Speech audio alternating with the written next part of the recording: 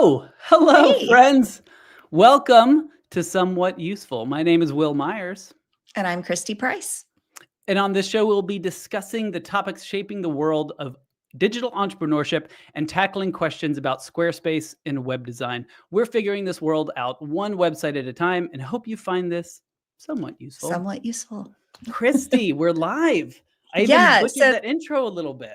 That's how you hey, really know we're live. This is we not a are really recording. live. Yeah, so this season on Somewhat Useful, we decided to bring it to YouTube live, do our streams here, and then it will get edited to make us sound really smart by our Mhm. editor, Ricky, and then posted as a podcast. So if you're here, thanks for Right. joining us. And we apologize if we don't sound really smart in here and we sort of let you down because Oh, you the get the edited version unfiltered view. This will be fun. this will be fun. This will be really fun. Christy, how have you been? It's been like 3 weeks, I think, since our last episode. What's been going on in the Christyverse? Yeah. So here in Austin, it's already hot. Allergies. It's so funny. I say we don't get much snow, but we get like 2 inches of pollen. So like itchy eyes, all that good stuff. It's like you want to be outside, but if you go outside, you feel like Texas is trying to kill you. Yeah. So I've been staying in. Mhm. Yeah. How about you? Humidity high? It's weird. Yeah. This is the one time of year we do tend to get more rain. And so it is kind of humid and sticky and Yeah. icky. Yeah. Just can't stand it. That is the one part about the South and the East Coast that I just really, really detest is all the Yeah. humidity. I can't stand it. I really like the winter months more because of that. Yeah, or like a tropical island that has humidity but an ocean breeze. Yes. Okay. I'll take that. I'll take a tropical island, maybe somewhere in Greece. Yeah, then Ooh, yeah. I'll be okay with that. I'll plan it. No, I'll plan it. Greece just keeps popping up. Guess what I did this last weekend? I saw your notes. And I you know probably, what you I was did, gonna and say I'm you probably so can't guess 'cause you jealous. see I showed But it. tell people I who are went here. I went and saw Good Night and Good Luck, which is a So new jealous. Broadway play here in New George York, Clooney. and the lead is George Clooney. It was really fun Mhm. seeing him like live, like the big actor. I And am someone so wrote this, jealous.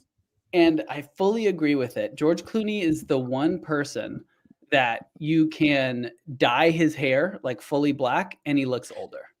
Like he looked because they had his hair And was no all dyed beard. black. He was being the character, no beard, yeah, and he looked He a lot looks older, like with he's all of that. like But he did less excellent. attractive for sure. Really, really good play. Really enjoyed it. It was a fun weekend. We had a good time. And That Easter sounds weekend too. It's amazing. just a wonderful little Easter weekend for us. Yeah, I caught up on Matlock, so I feel like you're winning. There we go. That's the new one. That's like the new TV show, right? Yeah, yeah. No, is It's that Kathy Bates. Kathy Bates? That's who it is. Yeah, Yeah, I really like yeah. Kathy Bates. I love her. Yeah. Yeah. Okay, well, today we're going to be chatting with our good friend, Chris Schwartz-Edmiston, also known as CSE, affectionately around the Squarespace community.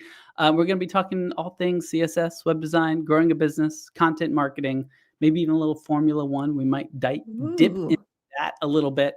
But first, we got a hot topic here. Okay. Mm-hmm. This might not surprise you or anyone else who's maybe listened to the show before, but I want to read a quote from the Adobe blog. Okay. Mm-hmm. Average global generative AI adoption rates for creative pros are between 70 and 75%. Creative pros in the US are 87%. So 87% of creative professionals in the US are adopting and using AI. In Germany, that's 85%. In Japan, it's got the lowest rate of 49%. I guess that's to be expected kind of with their demographics there. It's no surprise that the number one activity creative pros use generative AI for is to create images. US creative pros who leverage this technology do so for 78% of the photos or images they create. And what's really interesting about this is a quote from an article that was written over a year ago. Oh, wow. That Was is over a year interesting. ago. So Yeah. initial questions like I'm kind of want to dive into how AI has shaped your workflow. How has your workflow shifted over the last couple of years because of AI? Yeah, I feel like, well, I actually don't use it that much for generating images, although I did just do a YouTube live with Diane Whidden, who uses Midjourney to create images Hmm. for website design clients, which is really cool. Like for use in production, or is it just for like staging the website to show the client? Like how are To they using? actually use on the website. Yeah, it's Yeah. really cool. She has the prompting is key. Yeah. I'll leave it at that, and Yeah. you can watch it if you're Totally. interested. But I actually don't really use it for images much. I Yeah. Me mostly neither. use AI for helping me think through things. So really as a Mm, second brain. And I think I mentioned at Circle Day last year when we were talking about the course I was developing that I launched in February, the Web Designer's yep. Playbook. And I was so excited because it was feeding in like all the webinars, all the talks, all the posts I'd written, and I was going to get Claude to help me create this course. And it was a disaster, Will. Like Yeah. it was so like Yeah. it was good, but it wasn't my course. And so I scrapped it all and I did it all without AI, which felt Mm, much better to me. But I still use AI for planning out blog posts, like structuring things, helping me mm, think through things. So if I'm trying to think through, an idea for something, I'll ask AI to ask me questions like, what should I be thinking about with this? yeah. And I also use Becca's custom Cody a ton. Yeah. So her little It's chat GPT great. for code. Mhm. Yeah. So there are use cases for it, but I have to say I'm not using it as much as I thought I would at this point. Really? Yeah. Okay. So you're Yeah. using it for like high level structural things. Let's get my Mhm. thoughts organized, but Mhm. not for diving into the content, I like do use it specifics to of the content. structure blog posts and things like that Mhm. and maybe do a first pass, but then I go and rewrite it so it sounds like Yeah. me and I add things. Um, but I know Yeah. you use I'm it same.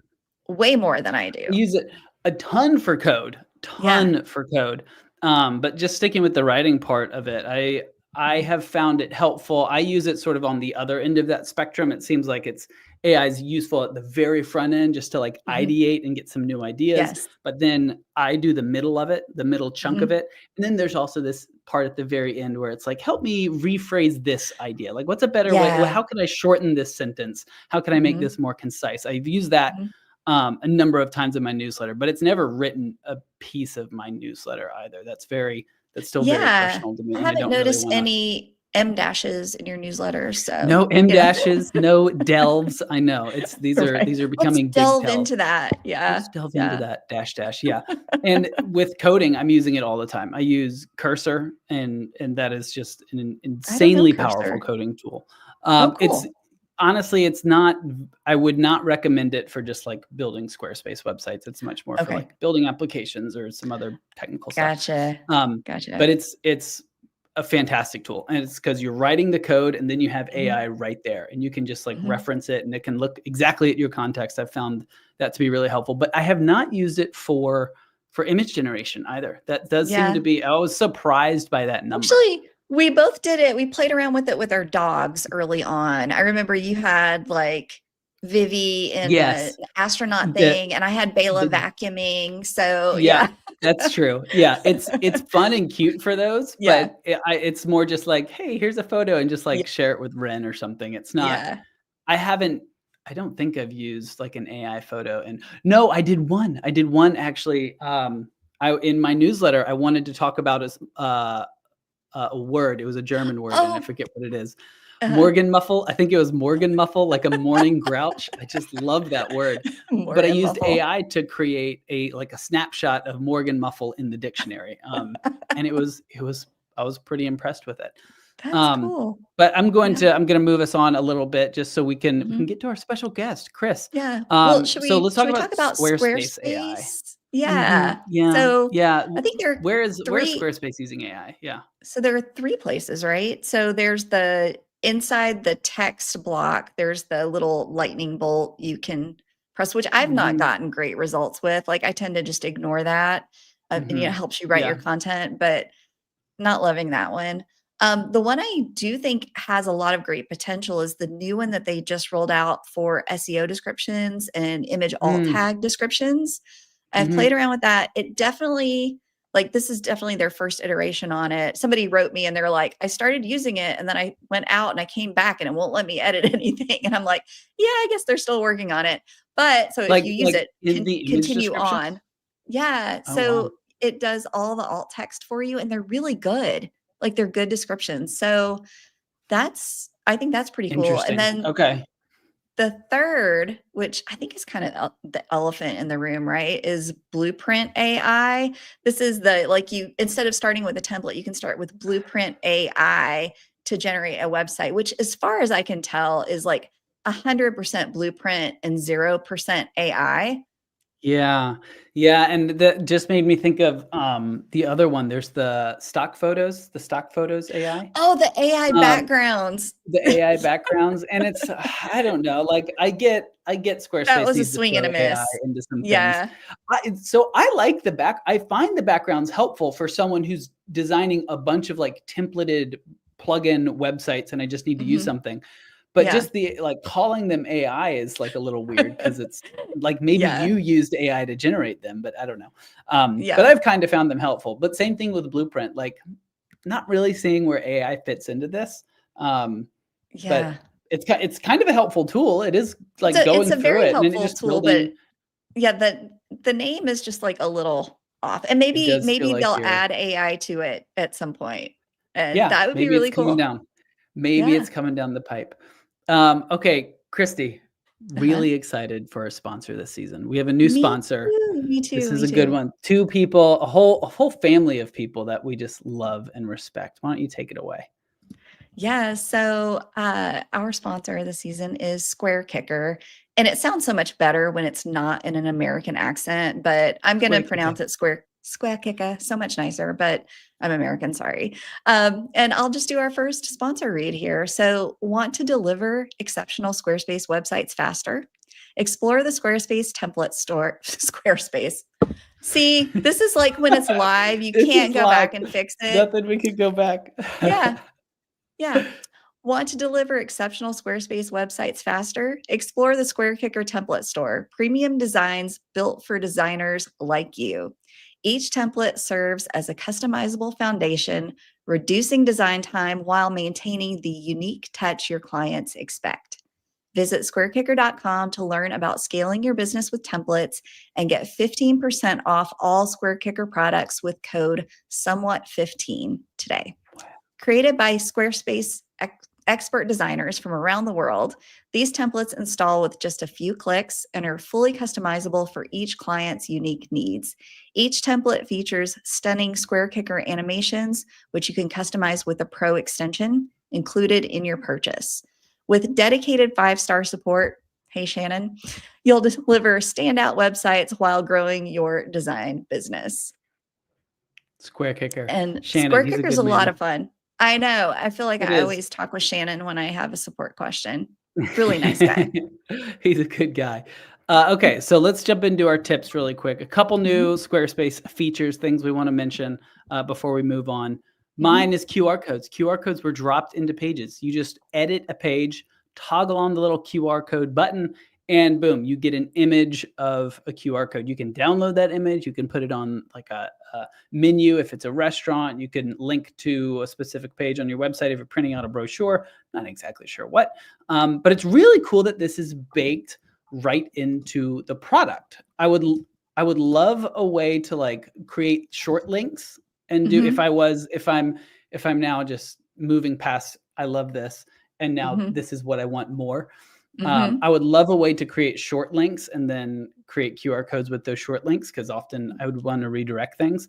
Yeah. But I love seeing this. This was like a nice little feature they just sort It of was a dropped in. nice It's like, little boom. ad, and it was a surprise. Like, we didn't get a heads up Mhm. on it. We were just in No, page settings one day, and it was there, so that was pretty boom, cool. it's Um, there. the other thing that Yeah, it I'm was really fun. excited about is if you're a Squarespace web designer, you probably have a lot of domains in your account Mhm. dashboard. And when Squarespace bought Google domains, there were like a ton more domains there. And initially it was a real bear to try and find anything in there, but now you can search for domains and they load much faster. So things are looking up for the account dashboard and domains. So if you were in there a few months ago, go check it out again. It's gotten a lot better. It's getting some love. It's getting some love. So I'm Yeah. happy to see it, happy to see it. All right. So let's move into our guest, Chris Hey, Schwartz-Edmiston. Hello, Chris. Welcome to Somewhat Useful. Chris is a CSS expert, an expert in CSS who's passionate about helping designers create stunning Squarespace websites. Through his YouTube tutorials, one-on-one training, courses, and plugins, Chris helps designers all over the world build more custom-looking Squarespace websites. Thank We're you so for glad joining you're us, Chris. here, And Chris. thank you for just helping the Squarespace community, man. Thank Yeah. you. Well, thank you for having me. I'm excited to be here.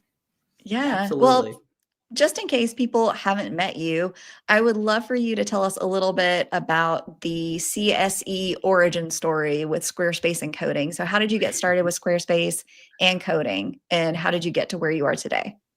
Yeah, so I started with coding long before I started with Squarespace. I just really got into coding in high school, and I think I've just always like loved creating.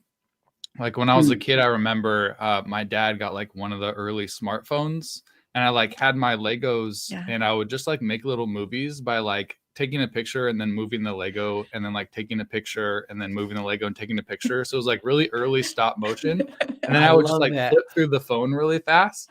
So it was like a digital flip book.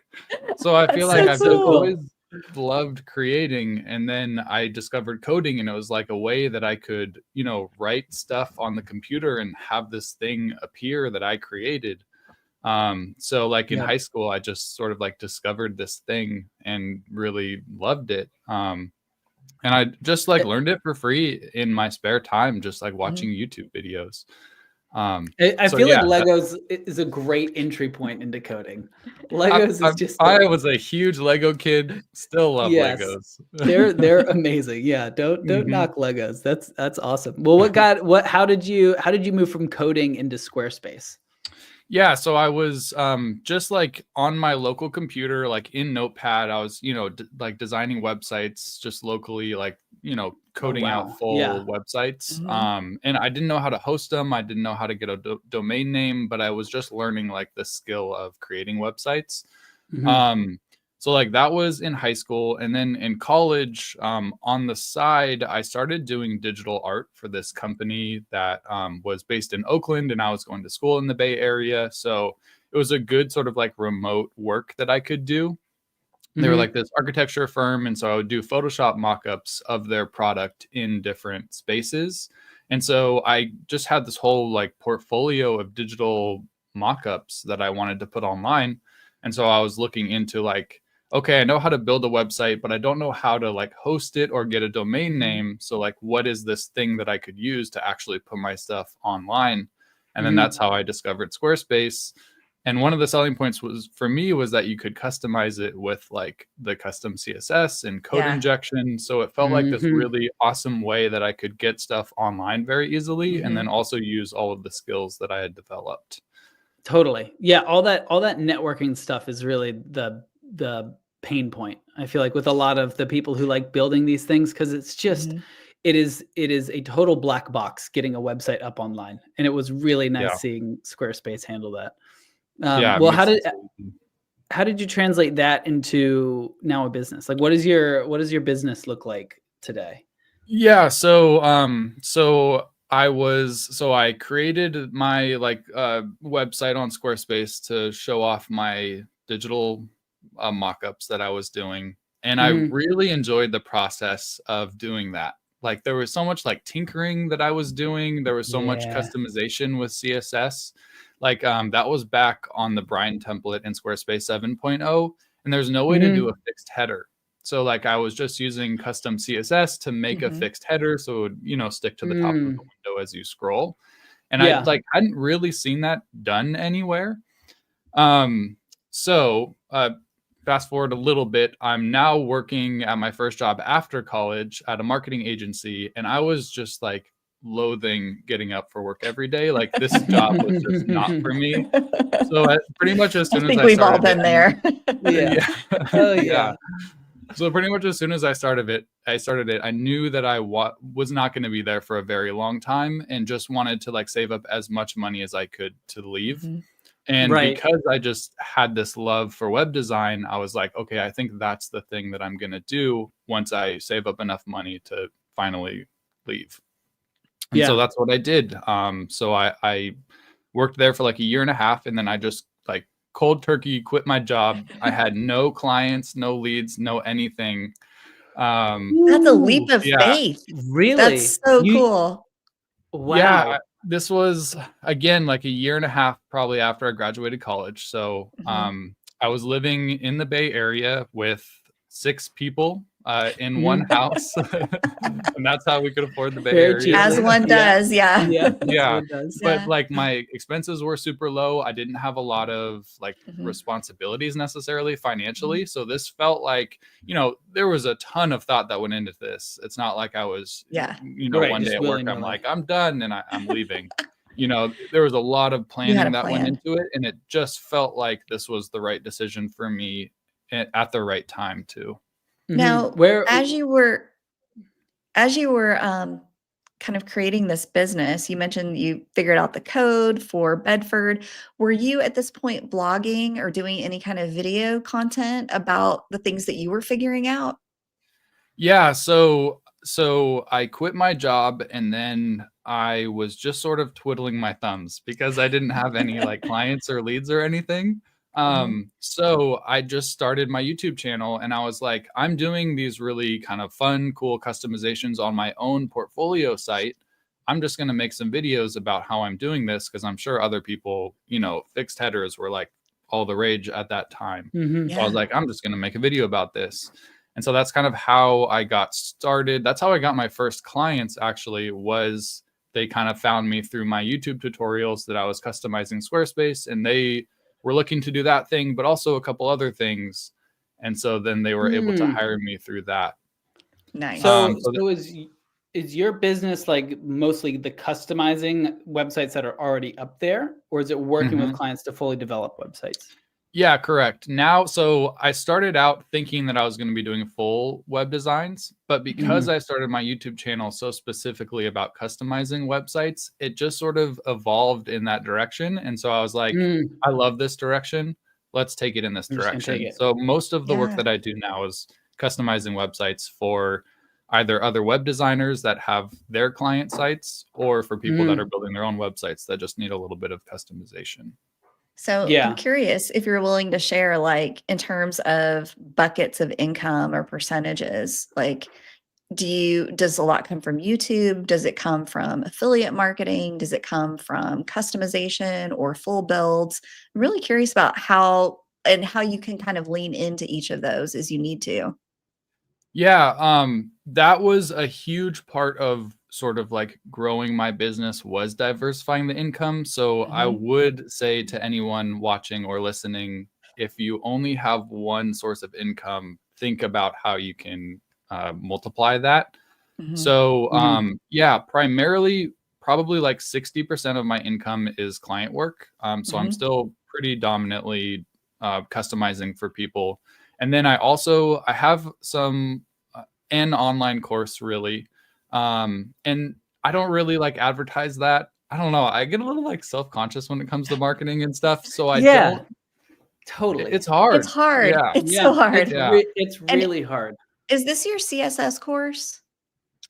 So this is custom layouts in Squarespace. So there is some CSS involved in it. But it has sort of, with Fluid Engine, evolved into more of like a how to do different layouts with Fluid Engine. Gotcha.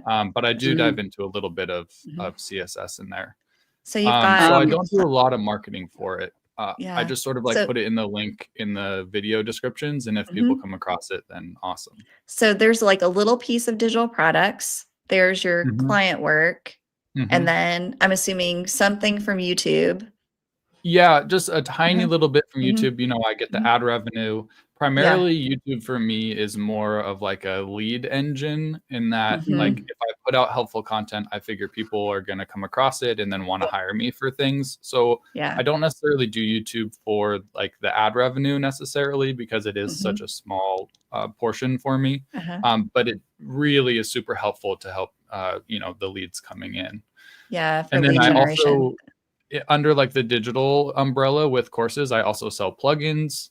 So I would say the digital umbrella, the plugins and the client work is, almost all of my income. And then, affiliate sales are a tiny little sliver, and YouTube is like a tiny little sliver. Yeah. So the plugin of yours that I use the most are the scrolling logos. It's so helpful for clients who have a ton of logos, and maybe before they had like this giant logo wall and it was really ugly. And now you can just put it in a list section and the logos beautifully scroll by. It's a really nice one. Yeah, that's a really good one. So and that one came about, so just real quick, that one came about very organically too, because I was doing that customization for a client and I figured, like this guy wanted this, I'm sure other people would want this. And so I just like turned it into a reusable snippet. I can't Is tell that you where your ideas come from? So good. Most of my plugin ideas, I would say, come from doing a customization for one specific person that I figure other people would want. Yeah. It's not necessarily you sitting behind a computer coming up with people's ideas. They're like, hey, can you build this? And you're like, oh, that's a good plugin idea. Yeah. Totally. I've been the same way. And Chris, you also blog. So do you do like a blog post paired with a YouTube video? How does that work for you? Is the blog really a generator, or is it mostly YouTube? It's mostly YouTube. I kind of only have the blog just because a lot of my YouTubes come with CSS and I need a place to put the CSS. So a lot of my blog posts are kind of just like the video and then CSS and like a brief description. Which still helps because people will come across my blog posts and find me that way. So, it's not a bad thing, but I wish that my blog posts were a little bit more like built out. I just like don't have enough time right now. So that's something that I'm also trying to use AI to do, is to like take the YouTube video transcript and then run it through AI and then have it sort of like build out an outline just to make the blog post like a little bit more robust. So is that the core structure of the marketing for your business? You do a YouTube video, you have this blog, but from what you're saying, maybe it's not like the SEO traffic to the blog, it's more the SEO traffic to the YouTube video. 100%. That brings in the most. Yeah. Interesting. And I know you also have a newsletter too, because I get your emails too. So where does that fit into your marketing as well? Yeah, so I do collect like emails. So I have my newsletter list, but it's definitely has sort of like fallen down the priority list a little bit. So I kind of feel guilty about it because I don't get newsletters out that often. So it's something that like kind of weighs on me, like, man, I should really be like putting out more newsletters, but I just feel like I don't quite have enough time. So definitely like the newsletter is there and I try to do my best to like put out emails, but it does kind of fall by the wayside sometimes. Yeah. But I try and check in every once in a while. I think totally it's hard. I feel like we kind of feel like we have to be doing everything everywhere all at once. That was a movie, right? That was a movie, yeah. And it's so difficult. And we have to kind of lean into just the pieces that are driving our business forward or providing income for us. And we can't possibly do it all. So it's really interesting to kind of hear the parts that people are leaning into and what's moving the needle for them. And for you, it seems like the content creation on YouTube is really one of the most key parts of your business. 100%. And like, because I think I've put so much energy into YouTube, I have YouTube videos that rank at the top of Google search where like you would expect a blog post to be, but it's just like the YouTube video that appears. So that's why like, I think when I saw that, it was sort of like positive reinforcement and that like, oh, this can work as a thing on its own. And so I've just like really put a lot of energy into it. But lately, I've just had so much client work, like I haven't had the time to also devote to the YouTube channel. So I feel a little bit guilty about that too right now. Well, client work is a sure thing, right? You do the work and then you get a paycheck. So that's really nice. Yeah. Yeah, Do for sure. would you want to transition into like full-time YouTube stuff? Do you like sort of the breakdown between the two in your business? Where would you like to go? Yeah, that's a good question. I think what I'm doing right now is sort of has bits and pieces of where I want it to go. I think if I Mhm. probably did content creation full time, I could, like monetarily go farther than I am right now. Or if I just went full time in the client work, monetarily, I could probably go farther than I am right now. Oh. But because I have to divide my attention between all these different things, Mhm. there's a lot of different balls to keep in the air juggling. Yeah. But I don't think, because I think the client work inspires a lot of the content. Mhm. I don't think I ever want to leave doing the client work, because it is just so helpful to like Mhm. be in it kind of, and to Mhm. know what Mhm. people need, because those are things that I need and the people that I'm working with need. So Yeah. I think I would skew it a little bit more in the content direction, but I don't think I will ever leave client work completely, because I just enjoy it so Yeah. much. Yeah, and I feel like it would get boring to just do one thing all the time, right? Like if Yeah. Mhm. you just did client work without creating anything outside of that, or if you just did content creation kind of in this vacuum without the input from your client work, it really Hmm. feels like they go nicely hand in hand. Yeah. Mhm. And like, Yeah. I'm sure you guys feel the same way, but just as Mhm. creative people, like when you're creating the content, it sort of like fulfills that Yeah. thing. Yeah. Yeah. Yeah. Yeah, Yeah, for it sure. does. And I've heard that same sentiment from a couple other creators too. I know there's a newsletter by Olga from Applet Studio. I don't know if Mm. y'all are familiar with her. And she said a similar thing. Like she's creating courses, but she still wants to keep doing client work because it Mhm. informs and it also just like feeds this other part of your soul. I feel like that's like interacting with a real human, not just a bunch of chats like or Yeah. Yeah. comments or views or something. You're like talking with a human, which is really nice. Mhm. Yeah. Yeah. Yeah. So Well, you are developing a new CSS course. Is that right? Yeah, so I've had this idea for a while, and basically it's like an intro to CSS course for people Mhm. that are just copy and pasting right now.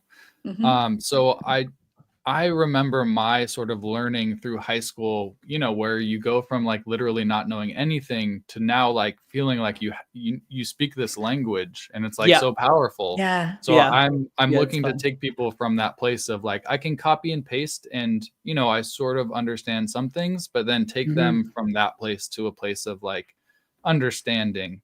So that's the goal of this new CSS course. I love it. And I love and you that. have the first couple of lessons up now, right? Is this something people could join now and get those first couple of lessons? Yeah, so I'll have a sign up link that I can share with you guys where they can sign up for the wait list. But I Yeah. do also have 3 intro lessons out there, and they're totally free, and you don't even have to sign up for those. So I'll share that link with you guys so you can share it to people. And Yeah. that's just If you like want a, to, a yeah, pure like introduction to CSS. perfect. If you want to Mm. drop it in the chat here for the YouTube live, then we'll also add it to the show notes too. Oh, cool. Okay. Yeah. Yeah. Um, I yeah. Go ahead, And, Christy. as we're talking about content creation in general, I bet a lot of folks in our audience are interested in starting a YouTube channel. And obviously, that's something that you've done really successfully. So I would love to hear your advice for people who are thinking about getting started on YouTube. What advice would you give them? Yeah, honestly, just start. Like when Mm. I had quit my job, I had no clients, I didn't have any equipment. I think my dad had this like really old handheld microphone.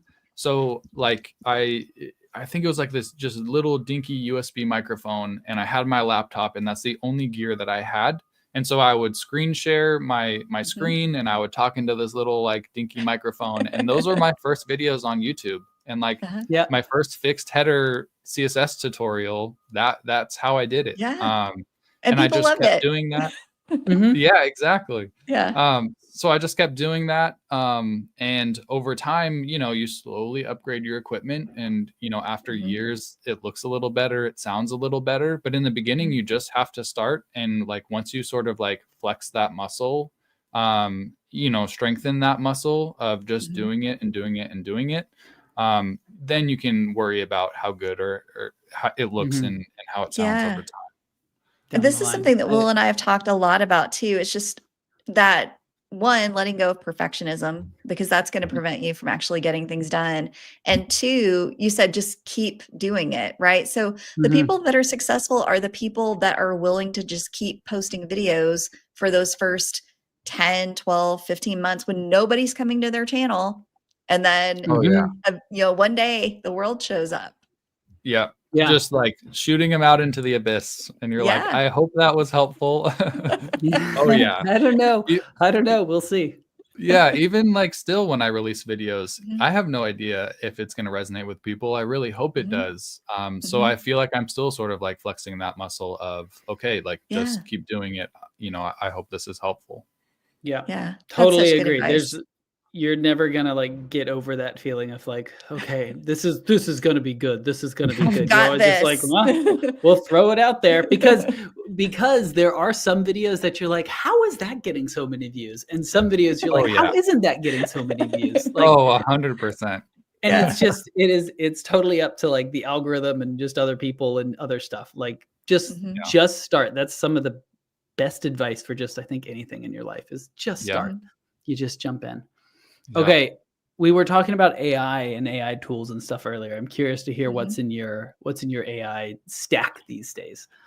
Yeah, so my AI stack is pretty much Claude. So I have the Claude subscription. So that's my go-to. Is your Claude gendered?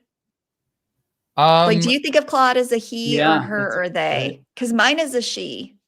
Okay, I think of Claude as a he. Interesting. But I find this so fascinating. Yeah, I think of Claude as more like a male name, I guess.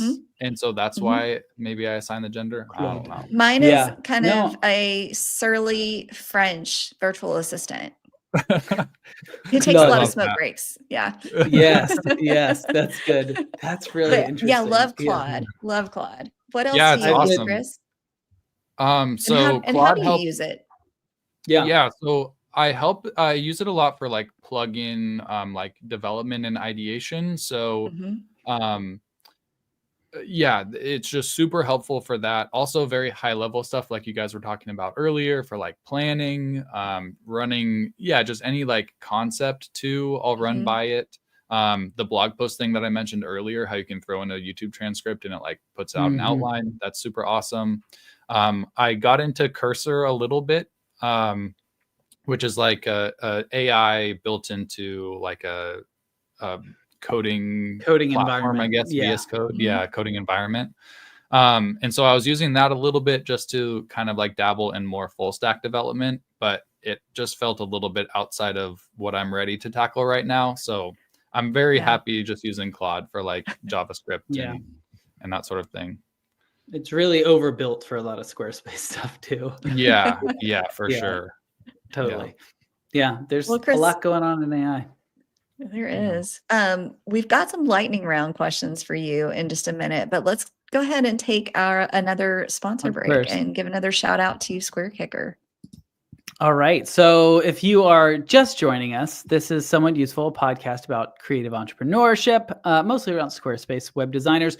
And today we're talking with Chris Schwartz-Edmiston about custom code, growing a business, and more. But let's talk about our wonderful sponsor, SquareKicker. SquareKicker. What if you could have unlimited creativity on Squarespace? The SquareKicker Pro extension gives you powerful design tools, powerful design controls with an intuitive visual UI right inside your Squarespace editor. It's really nice because it's right in there. It's not like copy and paste code. It's right in the Squarespace editor, created by designers for designers with over 100 no-code tools. They empower you to customize Squarespace far beyond its native capabilities. Visit squarekicker.com for a free trial. No credit card required. Love that. Don't have to put it, just jump in, free trial. Use the coupon code SOMEWHAT15 to get 15% off all SquareKicker products today. Supercharge your creativity with the dramatic scroll effects, custom hover states, unique section layouts, and so much more. With dedicated 5-star support, you'll never face a design challenge alone. The SquareKicker team can't wait to see what you create. It's fun doing Nice, Will. Thank you. I moved through it. I got through it. Yeah. Live, which usually we have to do a lot of recordings of these. I like doing a Square Kicker promotion on a episode that's pretty focused on code, because there's a huge, like, a lot of people shouldn't jump into code. A lot of people, they're like, depending on what you want to do, using code is overbuilding it. If you have some of these tools that you can use, just use the tools. And there's something to be said for with Square Kicker. It's just all built into one tool. You don't have to learn anything else. You don't have to find things one place or another. It's just all right there. It is nice. I love coding, and I've used Square Kicker on sites before too. Like it can do things that would be really difficult with custom code. Yeah. Oh, one of my favorites is like the animation, the rotations, because coding that is a bear sometimes. Yeah, it and is. The rotation works so nicely. And stuff. Yeah. They've done a good job there. All right, so let's jump into our lightning round questions. Christy, you want to kick us off? Yes, Chris. Do you have any pets, and do they work with you? I do not have any pets. We live in a rental property, and the landlord doesn't let us own pets. But we do have kind of like a long-term dog sitting situation. Nice. So we kind of feel like we have like a little bit of a part-time dog. It's a little like Labradoodle, very cute. Her name is Luna. I love that. And like the best of all possible worlds. You can take her when you want her and then send her home. Yeah, that 100%. Works out. That works out. So we talked about AI tools earlier, but now we're going to talk about more globally, more generally. What are the top 3 tools in your tech stack? The top 3 tools, AI tools? Just generally. So not just AI. Generally. So just anything. Claude, I think, has to take the number 1 spot. That's fine. Oh my gosh. So helpful. It's so good. Yeah. And then I find myself using Photoshop a lot. Just like Photoshop. I use it for, like something like thumbnail creation, but then also for the web design. Like I'm constantly cropping. The content aware fill is amazing. Like if you get a picture that the subject is like super close to the edges like of the crop, then you can use the Photoshop content aware fill to just expand the edges. And the content aware fill is really good. Wait, it works well? It's so good. And you're going to have to do a little tutorial for us with that soon. Because like as the website, as the browser shrinks, then image blocks, if they're set to cover, then the image block will kind of get tall and skinny. And if your subject is cropped right to the edge of the photo, they're going to get cut off. They're gone. But if you have the content aware fill to just give a little bit more kind of like padding around the subject, it's amazing. Yeah, that's so we were talking earlier. We said 78% of people, and this was a year ago, use the generative AI tools, and that's probably what they're referring to. Chris CSE's usage within Adobe. Right there. I'm the Adobe suite kind of makes me nervous because there's so many controls. Like I've struggled to like get into it. It seems very daunting. And this is someone who loves code. Like this seems very daunting to jump into it, obviously. But I agree. I think my product that I was mentioning earlier for the architecture firm, like my product mock-ups, I was using Photoshop for that. And so I really had to learn Photoshop well to be able to do that. And so I think that has helped that I'm super comfortable with it now. But holy crap, there's a lot of buttons. It's a beast to learn for sure. Yeah. Well, if you wanted to do a little video on just the generative fill, I would love to see that. Yeah, for sure. Actually, I have a YouTube video. It's a little bit older now, but it is buried in my channel that I would love to provide a link for. Okay. Yeah, drop a link. So I'll try and find it after.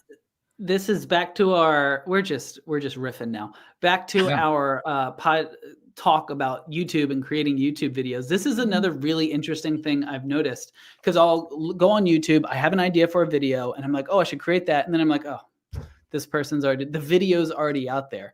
And there are so many people that are like, I don't care. I want to hear you explain it. Like, I want to hear Chris tell me about how to do this image fill. I know there's other videos. I don't care about them. I like Chris.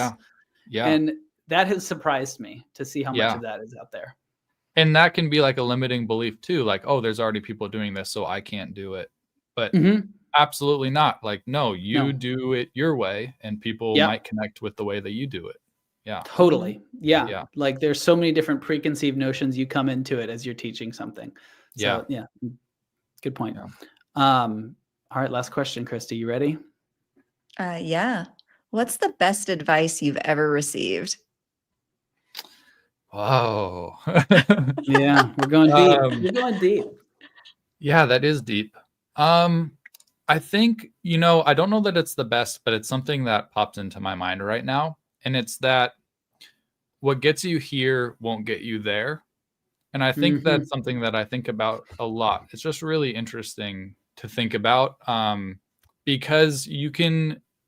So step one, like we talked about earlier, is just start doing. Like 100%, you have to start in order to get anywhere.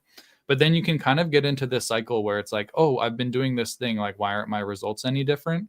And so I think about that a lot. Like, okay, so, I've gotten to this point by doing these things. What do I need to change or do differently to get to the next point? So I don't know that that's the best advice I've ever received, but it's something that I've been thinking about a lot. It's good to think about. Yeah. Yeah.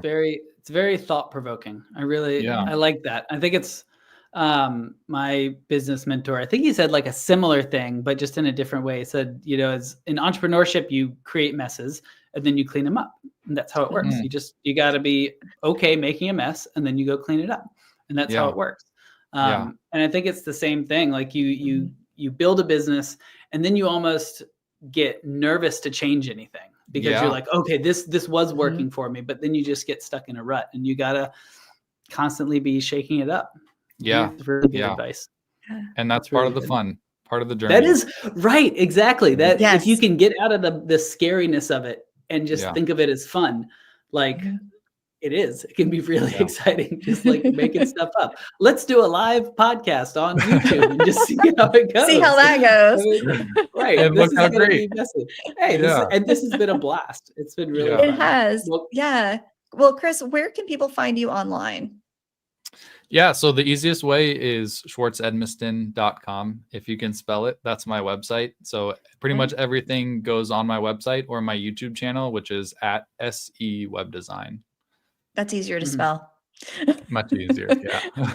SE Web Design. Well, that is it for today's episode. Chris, thank you so much for joining us. And thank you all so much for listening. We hope you found this at least somewhat useful. Be sure to subscribe to our podcast. And if you really like us, leave us a nice little 5-star review, as this really helps us grow the pod. Or if you're watching here live, smash that like button. Thanks again to our sponsor, Square Kicker, and thanks to our audio engineer, Ricky Gunton. We'll see you next time. Bye.